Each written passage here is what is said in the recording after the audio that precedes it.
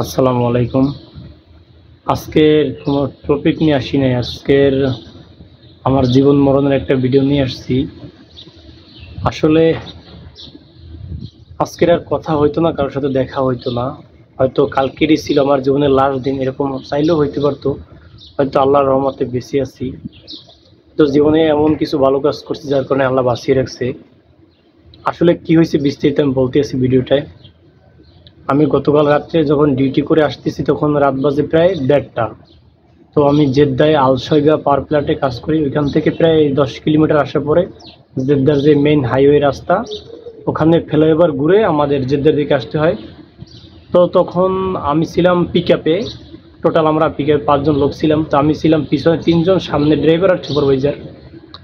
তো গাড়ির স্পিড ছিল তখন 100+। তখন ওইখানে একটা গোলচক্রের মতো আমরা ঘুরে নামবো মেইন রোডে।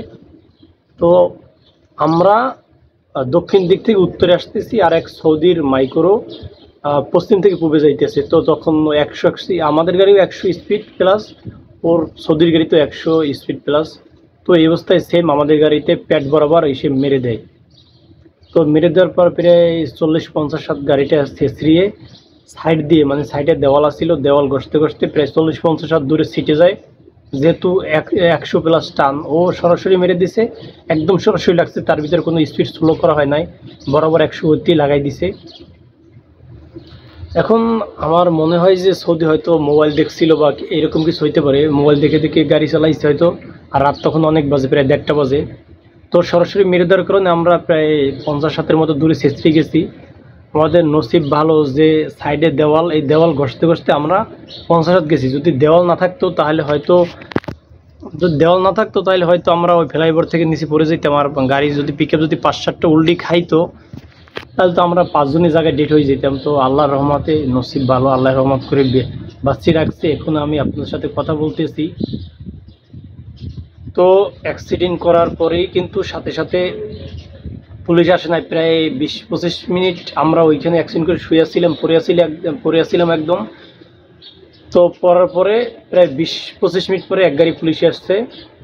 সাথে সাথে সে অ্যাম্বুলেন্স ফোন দিছে, আরও বলদির একটা গাড়ি ফোন দিছে, প্লাস আরও 3টে পুলিশের গাড়ি আসছে। টোটাল 4টা আসছে পুলিশের গাড়ি, একটা আসছে অ্যাম্বুলেন্স, একটা আসছে বলদির গাড়ি। রাত প্রায় তখন বাজে 2টা, 1:30টার দিকে অ্যাক্সিডেন্ট করছি। তো 2টা বাজে তখন আসছে। আর বাকিটা আমি আসলে আল্লাহর রহমতে ব্যথা একটু কম লাগছে, কিন্তু ব্যথার পরেই যখন রাত্রের 4টার দিকে ঘুম দিছি, সকাল উঠে দিকে গায়ে প্রচুর জ্বর আর গা ব্যথা।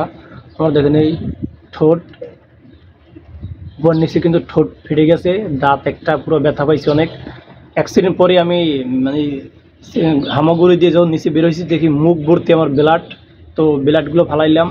সাথে যারা ছিল সবাই মোটামুটি ব্যথা পাইছে। আমার সাথে এক পাকিস্তানি ভাইয়া ছিল, ও পাইছে বেশি ব্যথা, ওর নাক ফেটে গেছে, এখান থেকে গোস্ত উঠে গেছে। আর একজন পাশে আমার দাদা ছিল, ওর পাও ছিলে গেছে পুরো।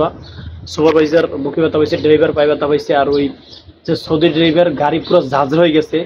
তো সবাই আমার জন্য দোয়া করবেন। খোদা হাফেজ, বাই বাই।